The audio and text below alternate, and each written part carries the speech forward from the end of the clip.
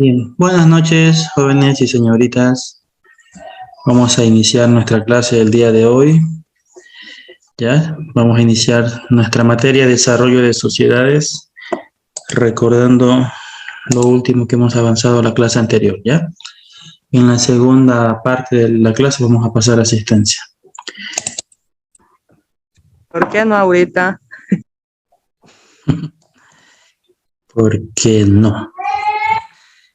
Bien, vamos a recordar un poco el avance ya que hemos visto en la clase anterior. Estábamos viendo cómo la evolución de las sociedades y la evolución de la filosofía de la gente, de la cultura, del pensamiento de las personas que vivían en ese entonces, hizo que diferentes sistemas económicos y también políticos se puedan establecer a lo largo de la historia, ¿no?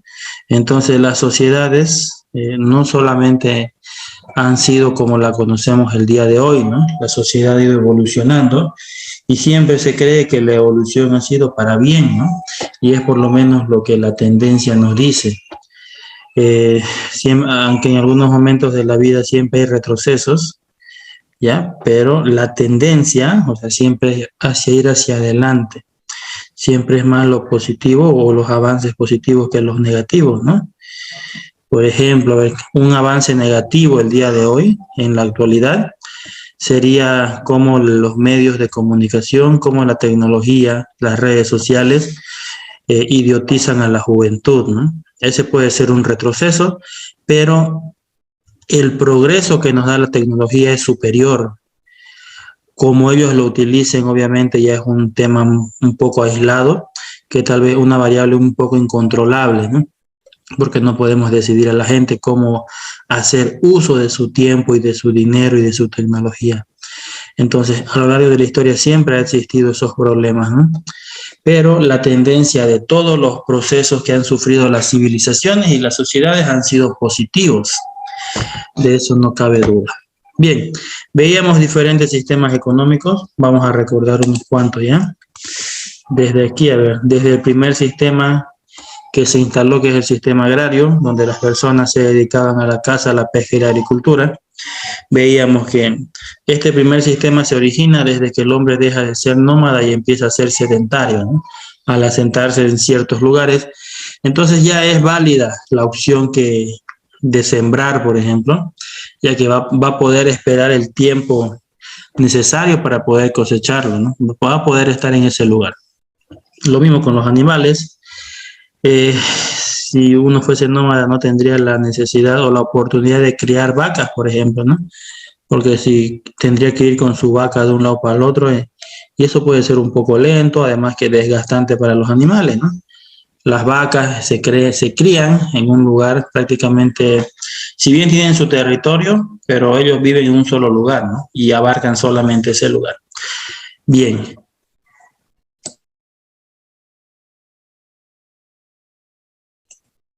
Luego decíamos que la forma de vivir o la economía de este entonces se conocía como economía de subsistencia, porque las personas se dedicaban a producir para ellos mismos, ¿no? Para su subsistencia, para subsistir.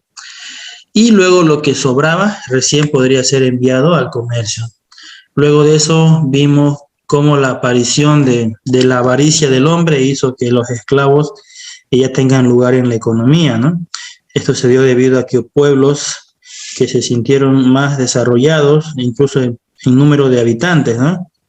Es decir, pueblos donde la natalidad ha sido alta, ha crecido con más rapidez y ha podido encontrar más personas, con el cual empezar a hacer guerra, ¿no? Intentar dominar a pueblos más pequeños. Y ya, la ambición y la avaricia del hombre hizo que estas personas terminen esclavizando a los pueblos perdedores, ¿no? Bien, de esa manera aparecía la esclavitud. Ahora, aquí hemos quedado. Vamos a seguir avanzando, ¿ya? Vamos a pedir voluntarios, por favor, para que vayan leyendo. ¿Quién quiere leer esta parte? Yo lo hice.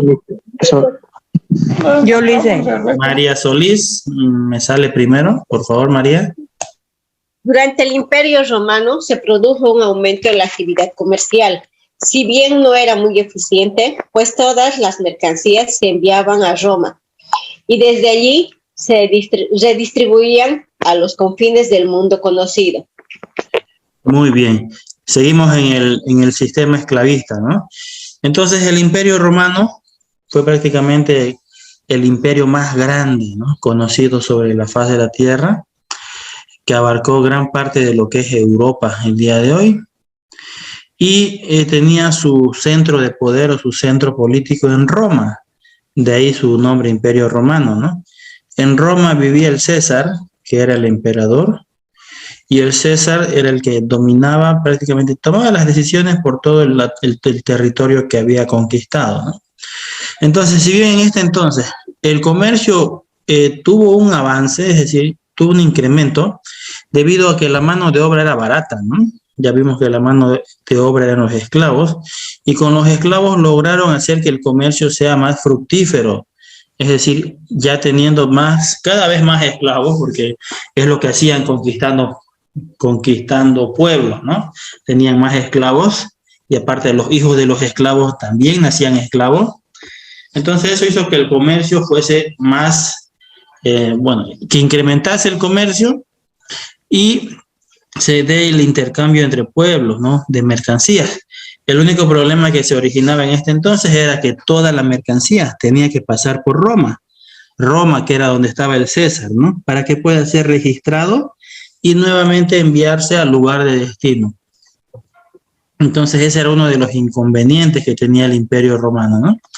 Ya vimos más adelante, bueno, en el colegio también lo han estudiado, que el Imperio Romano terminó fracasando, ¿no?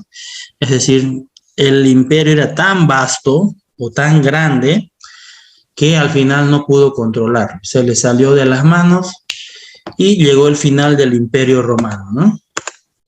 Vamos a ver qué tenemos después de esto. Sí, finalización del Imperio Romano. Después del del sistema esclavista, ¿ya? Después de haber caído el sistema esclavista, viene el sistema feudal. Vamos a ver cómo se origina. ¿Quién quisiera leerlo ahora? Ofelia Listen. Ya, Ofelia, por favor, léalo. Con el descubrimiento del Imperio Romano se produjo una gran vertebración de la actividad económica. El concepto del imperio protector con fronteras bien definidas se vino abajo y los campesinos principales generadores de riquezas se mudaron al castillo más cercano para protegerse de las hordas de invasiones y saqueadores. Muy bien, muchas gracias, Ofelia. Aquí arriba dice con el derrumbamiento, ¿no? No con el descubrimiento, con el derrumbamiento del Imperio Romano. Es decir, cuando el Imperio Romano cae, ¿ya?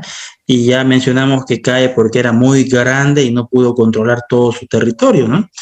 Entonces, en ciertas partes del Imperio Romano empezaron a rebelarse los pueblos. Bueno, no solamente los pueblos esclavos, ¿no?, sino habían grupos de saqueadores, grupos de hordas, lo que nosotros podríamos decirle ahora como los rebeldes, ¿no?, que no querían al César.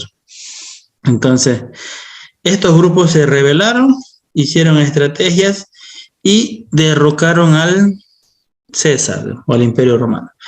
Entonces, cuando ya el Imperio Romano se vino abajo, los esclavos que tenían prácticamente un amo, un patrón, ¿no?, la mayoría asesinada, todos los que estaban a favor del César terminaron siendo matados, ¿no? Los han asesinado cruelmente, ¿sí? Entonces los esclavos quedaron a la deriva. ¿Qué pasa con los esclavos en esta época?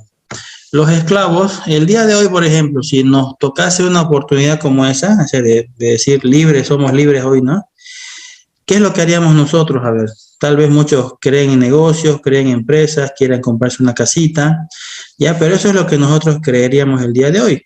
Pero en ese entonces la sociedad era diferente, ¿no? Los esclavos tenían una mentalidad de esclavos, es decir, ellos solamente sabían servir, ya, ellos no sabían nada de negocios, no sabían nada de lujos, ni de cómo hacer marketing, no sabían nada de nada, eran esclavos y sabían servir.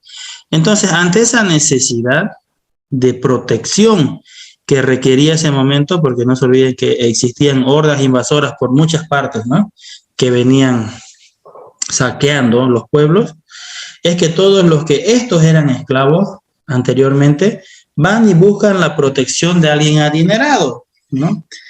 Y es por eso que dice que se mudan a los castillos.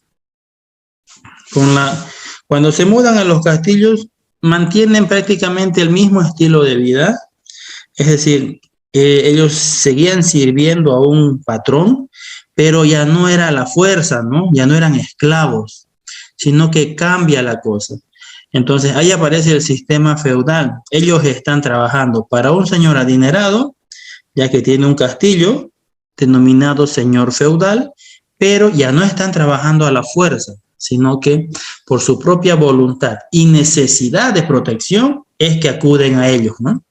Entonces así aparece este sistema que tiene un mecanismo que lo podemos ver en esta gráfica, ¿no? Antes que nada, un voluntario para leer esta parte. ¿Quién quiere leer? Yo, Licen. Jessica, muy bien. Cada señor feudal protegía a un número determinado de vasallos que trabajaban las tierras. A cambio de la protección, les entregaban una cantidad anual de su cosecha al señor y a la iglesia. Esto era lo que se conocía como diezmo, por equivaler a la 10ª parte de la cosecha. Durante esta época, el comercio se reducía a ciertas ferias de carácter anual donde se compraban y vendían artículos artesanales.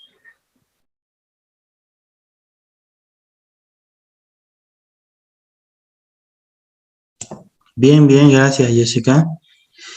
Entonces, como veíamos ahí, ya el señor feudal era prácticamente el señor adinerado de esta época. Y el que anteriormente se denominaba esclavo, ahora pasa a ser vasallo. Ya ese es su término para la época. Ya no es un esclavo a la fuerza, sino que es un vasallo, un trabajador voluntario, que ya está bajo la protección de un señor feudal, pero también tiene el compromiso de darle parte de lo que trabaje, ¿no? Es decir, parte de sus riquezas, de su producción, a su dueño, perdón, a su amo. Sí, a su patrón, digamos, para que no suene tan esclavista, ¿no? Bien, en esta época toma fuerza un tercer poder que se denominaba el clero. ¿Saben lo que es el clero? Han escuchado mucho en el colegio seguramente, ¿no? ¿A quién hace referencia el clero? A la iglesia. Muy bien. Aquí toma poder la iglesia, entonces, ¿no? La iglesia se coloca al mismo nivel del poder político y empieza a tomar decisiones. En esta gráfica podemos ver cómo funcionaba, ¿no? Cuál era el sistema que se trabajaba. Teníamos al señor feudal aquí arriba, que le ofrecía al vasallo la protección militar, también judicial, y le daba un sustento para que el vasallo pueda sustentarse por el tiempo que esté trabajando, ¿no? Porque no es que uno trabaje y ese mismo día tenga para comer, ¿no? El vasallo va, siembra, puede estar criando a los chanchos, a las vacas, pero por ejemplo, si siembra papas, tiene que esperar varios meses para cosechar, ¿no? Entonces, el señor, que es el señor feudal, le daba alimento. Mientras tanto, el vasallo, las personas más fuertes, también servían como protección militar, ya se ofrecían para hacer guardias, proteger los castillos, y al mismo tiempo el vasallo en esta época ya tenía la opción de ser escuchado, ¿no? Y si tuviese cosas importantes que decir, ya podría aconsejar a su señor feudal, ¿no? Además de que también le da dinero a su señor por la protección y porque le permite trabajar sus tierras, ¿no? Entonces, este es el sistema que se manejaba en ese entonces. Bien. Aquí habla del diezmo, ¿no? Ya vimos que la iglesia tomó fuerza en esta época y, bueno, prácticamente la religión es un tema muy delicado de tocar, pero sí, la iglesia católica, sin ánimo de ofender a los católicos, ha hecho mucho daño a la sociedad, porque estamos hablando de sociedades, ¿no? A lo largo de la historia. Y en este punto es uno de esos puntos calientes que muchas veces no quieren tocar porque es muy susceptible, es muy delicado el tema de la religión, ¿no? En esta época, ¿qué es lo que pasaba con la iglesia? Impuso el concepto del diezmo, y solamente la iglesia permitía a las personas que colocaran el diezmo mantener su estatus de riqueza. Ya no cualquiera podría ser rico. Este vasallo, ni por más que trabajase y se esforzase mucho, siempre va a ser un vasallo en esta época, ¿no? Porque el que tenía el dinero era el señor feudal, y el señor feudal daba una parte a la iglesia para mantener ese estatus de señor. Bien, vamos a ver más adelante cómo también influyó y cómo también fue derrocado la iglesia, ¿no? Esta parte, ¿quién quisiera leerlo, por favor? Yo, dicen. Bien, Ana Belén. A finales de la época feudal comenzó a seguir una nueva forma de producción de riqueza, diferente a todo lo conocido hasta entonces: agricultura, ganadería, pesca y conquista, y basada en la apartación de un cierto valor añadido a las mercancías. Hablamos del gremio de artesanos, precursores de la fábrica. En esta etapa, los ricos debían purgar sus condiciones de privilegio mediante la entrega de limosna, caridad y el cobro de intereses que se consideraba una blasfemia.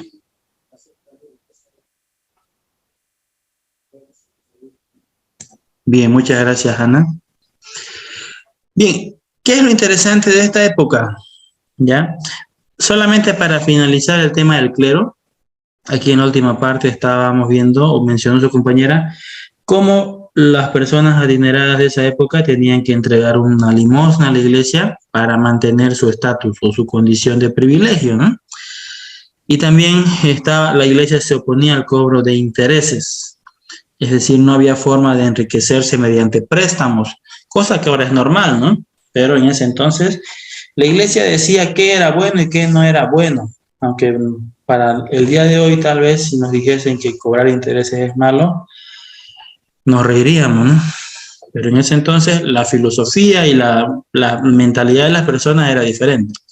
Ya, eso para cerrar el tema de la iglesia, ya no quisiera tocar más ese tema, porque hay mucho que hablar. En esta época, por ejemplo, está la Santa Inquisición, cómo la iglesia perseguía y mataba a la gente, ¿no?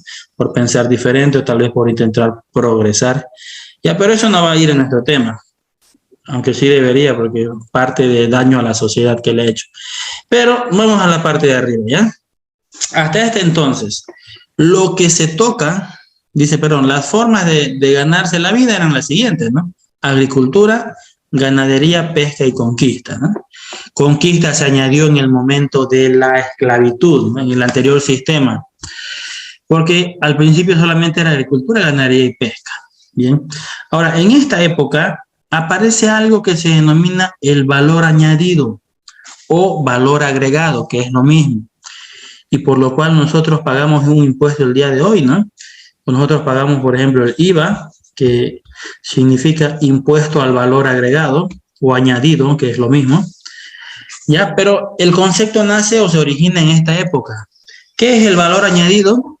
Vamos a hacer en simples palabras, es tomar la materia prima y nosotros con nuestro trabajo, con nuestras manos, la transformamos en un producto que se puede vender, pero se puede vender a un precio más caro de lo que realmente cuesta la materia prima, ¿no? Vamos a colocar un ejemplo. Si es que ustedes se compran algo que todos conocen, a ver, el hilo cáñamo, ¿no? Conocen ese hilo cáñamo con el que se hace collares, ¿no? O manillas, y se compran perlitas para hacer los collares. Entonces ustedes con sus propias manos van a decorarlo, van a hacer combinación de colores, combinación de perlitas, y luego lo amarran y tienen una manilla, ¿no? Ese hilo se puede abrir y cerrar fácilmente, o sea, es elástico, así que puede entrar a cualquier mano. Pero la idea es que ustedes venden esa manilla a un precio mayor al que lo que realmente le costó. Entonces vamos a suponer que el hilo le cuesta 50 centavos y las perlitas le cuestan 2 bolivianos, hasta ahí sumarían 2.50, ¿no? Pero yo voy como un mercader, voy y lo ofrezco a 5 bolivianos, ¿no? Lo que hacen muchos en las plazas, por ejemplo. Entonces, eso se denomina como valor añadido. Yo le estoy dando una plusvalía al producto. Ya, yo lo estoy decorando, lo estoy haciendo bonito, visible, que sea agradable a los ojos de los compradores, y eso hace que tenga un mayor valor, ¿no? Eso pasa con todos los productos. Por ejemplo, si ustedes hacen, vamos a colocar un ejemplo para que lo entiendan. Si ustedes colocan una torta que está fea, que la crema está cayéndose, que no tiene, por ejemplo, estética, ¿no? Tal vez intentaron adornarlo, pero ni siquiera lo adornaron bien, no tiene las proporciones correctas. Entonces, si lo colocan en una mesa y al lado le colocan la misma torta con los mismos ingredientes, pero la diferencia es que esta torta sí lo han hecho con más cuidado, vamos a suponer, ¿no? Ya es bien exacta, perfecta en proporciones, se ve agradable a la vista, tiene decorados bonitos y finos. Entonces, por lógica, esa torta que es más bonita va a valer más o van a pagar más a diferencia de la torta que está fea a la vista, ¿no? Por más que tengan los mismos ingredientes. Entonces, ese es el concepto, ahí se entiende el concepto de valor añadido. Bien, el valor añadido va a ser esa diferencia entre el costo de la materia que uno utiliza para producir algo y el precio de venta. ¿Ya? Esa diferencia es el valor que yo le añadí. Bien, entonces en esta época se origina ese concepto de valor añadido y los que se encargaron de hacer eso fueron los artesanos. Bien, vamos al siguiente sistema económico. Tenemos al sistema mercantilista. Ya una vez que se finaliza el sistema feudal, nace otro sistema, ¿no? ¿Quién quiere leer esto? Yo lo hice. Bien, por favor, Pamela, léalo. El sistema mercantilista. Conforme los tiempos avanzaron y las hordas invasoras redujeron su flujo, las ciudades comenzaron a crecer fuera de las murallas y comenzó la difusión de la moneda, la letra de cambio y los pagarés. Con ello, el ser rico no estaba mal visto, ya que si el trabajo dignifica la riqueza como producto del trabajo, era igualmente digna. Surge una nueva clase social entre los campesinos, la nobleza y el clero, la burguesía ocupada por el comercio.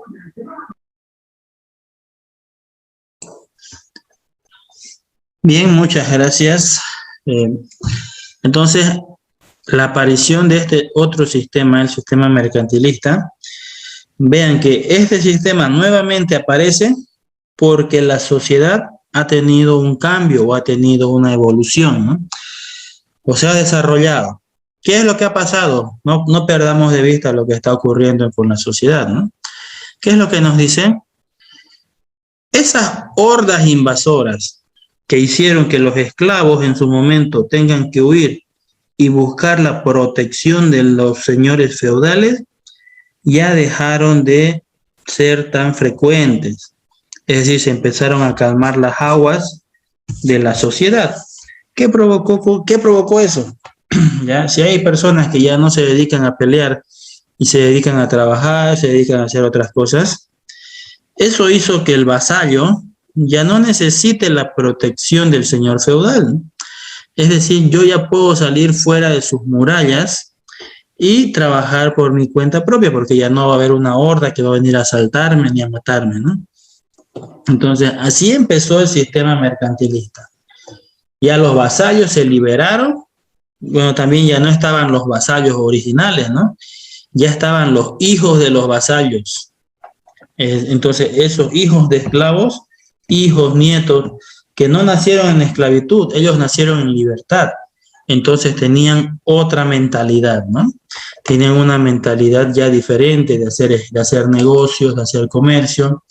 Ya vimos en el anterior lámina que ellos, los artesanos, fueron los precursores del valor añadido, y ese valor añadido nos está dando el pie para el nuevo sistema, ¿no? Que es el sistema mercantilista. Entonces aquí ya las personas tenían el derecho de ser ricos, ¿ya? pero obviamente ricos por su trabajo, ¿no? No ricos porque le estén quitando a otras personas. En esta época ya la iglesia no tiene tanta fuerza como la tenía anteriormente, si bien todavía tiene su poder, tiene su lugar, su voz, ya no tiene la potestad de infundir ese miedo en la sociedad. Bien, y lo demuestra cuando dice que aquí ya cualquier persona que trabaje honestamente tiene el derecho de ser rico, ¿no?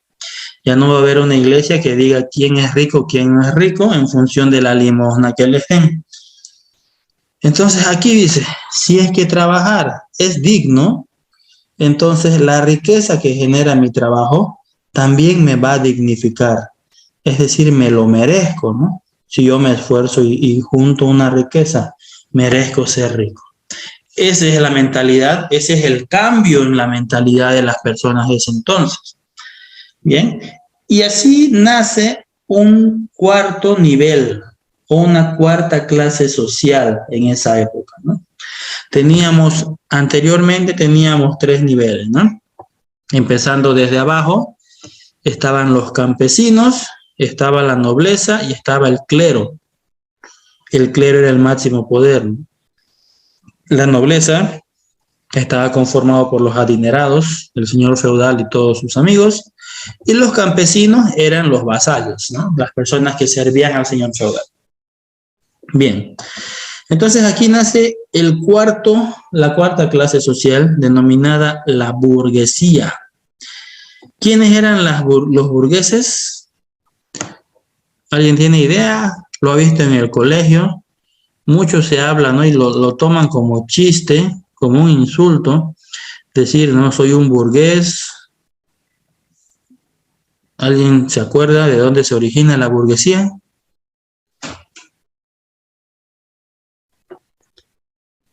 Y eso que ya lo hemos visto en la lámina anterior, ¿no? ¿Comercio? ¿Comerciantes? Muy bien, los comerciantes eran los burgueses. Estas personas que antes pertenecían a los campesinos, pero que se separaron un poquito hacia un lado, ¿no? Dijeron, yo ya no quiero trabajar con un señor feudal, quiero hacer mis propias artesanías, mis propios comercios y venderlo a otras personas. Ya se separaron, hicieron riqueza con el comercio y ahora ya no son campesinos, pero tampoco son de la nobleza, ¿no? Porque los de la nobleza en ese entonces tenían título, sino que estos son burgueses, podemos decir ex campesinos o descendientes de esclavos que en esta época han logrado juntar riqueza a través del comercio y a través del valor añadido. Es lo que se hace incluso hasta el día de hoy, ¿no? Y en departamentos como La Paz, por ejemplo, ¿no? La Paz y, bueno, prácticamente La Paz, allá son buenos para el comercio, ¿no? Allá son capaces de agarrar un producto de 2 bolivianos y vendértelo en 5.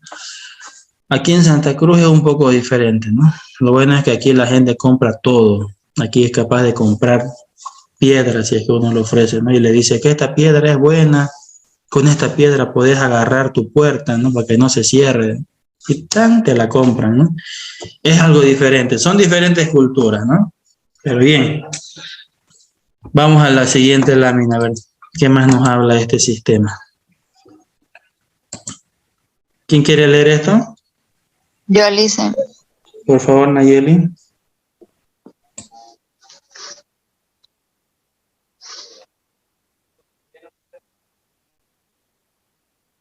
Con todos estos cambios, el cobro de sus intereses deja de ser un tabú. Se entiende que el que presta corre el riesgo de que no se devuelva el dinero, de modo que el interés se entiende como una compensación a dicho riesgo. Además, el que presta dinero tampoco puede utilizarlo en otra cosa, así que el cobro de interés se ve legitimado una vez más por lo que se conoce como lucro cesante. Muy bien, Perfecto, muchas gracias, Nayeli. Entonces, aquí vamos a tocar el concepto de lucro cesante. ¿Qué es el lucro cesante? Prácticamente es lo que muchos conocen ahora como inversiones pasivas, ¿no? ¿Qué es una inversión pasiva? Es cuando uno invierte un dinero en algún lugar donde ese dinero va trabajando sin que nosotros tengamos que hacer nada a cambio. Eso es un lucro cesante, ¿ya? O un ingreso pasivo. El lucro cesante más fácil de todos es meter dinero al banco. Es el más fácil y por eso es que pagan poco, ¿no? Uno lo coloca en el banco, prácticamente no tiene que hacer nada, pero la tasa también es baja, ¿no? Pero tiene un dinerito que nos ingresa dependiendo cuánto inviertan. Por ejemplo, bueno, a mí me sabe llegar a veces 300 bolivianos. No está mal, pero bueno, no estoy haciendo nada tampoco, ¿no? No es mucho tampoco, pero bueno. Eso es un lucro cesante, ¿no? Entonces, hay diferentes formas de lucrar o de obtener lucro cesante. Otros tienen que invertir en bolsa, ya, pero en esta época estamos hablando de que los préstamos ya son legitimizados, ¿no? ¿Por qué? Porque ya no hay una iglesia que les esté oprimiendo para decir que no cobren intereses. Como aquí ya la mentalidad es más comercial, la mentalidad de la población es más querer hacer negocios, ellos ya legitimizan el cobro de intereses, ¿no? ¿Por qué? Porque se justifican en dos pilares. El primero, en que cuando uno presta dinero, corre el riesgo de que la persona se escape, ¿no? O de que nunca más lo vuelva a ver. O por último, de que se muera, ¿no? Y si se muere el deudor, entonces no hay a quién más cobrarle. Entonces, por eso es que se justifica el cobro de intereses. Y el segundo, que prácticamente es el más válido, el que se utiliza el día de hoy, es que cuando ustedes prestan dinero, están dejando de trabajarlo, ¿no? Ustedes como dicen, ucha, si yo tuviese ese dinero, ahorita estuviese comprando y vendiendo cosas, estuviese multiplicando mi capital, ¿no? Entonces, están dejando de ganar a través de su capital, por eso es que merecen una compensación por ello. Ya, esos son los dos pilares sobre el que se basó o se legitimizó el cobro de intereses. Bien, vamos a hacer una pausa porque se va a cortar este link, ¿ya? Le voy a enviar uno diferente enseguida.